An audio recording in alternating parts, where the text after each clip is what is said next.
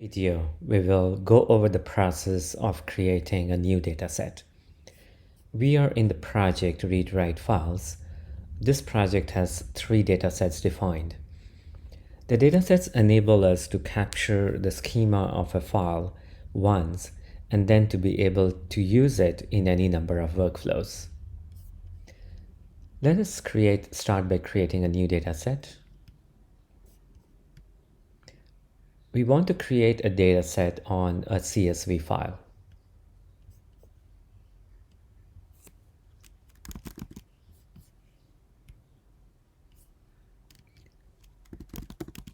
So now let's select this file, transaction.csv, which could be on any file system.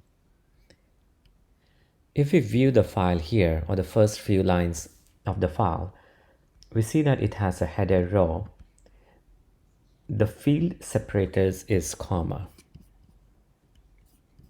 So let's specify the delimiter as comma and say that it has a header row. So the header row allows it to capture the name of the different columns also.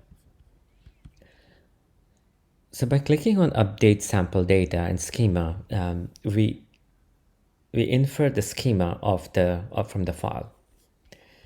So here it has inferred the schema of the given file, and also it is displaying the sample data over here. We can go ahead and change the data type of each column if we want to. And let's give a name to the dataset.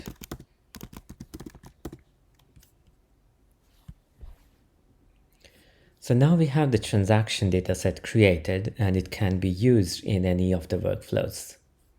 Thank you.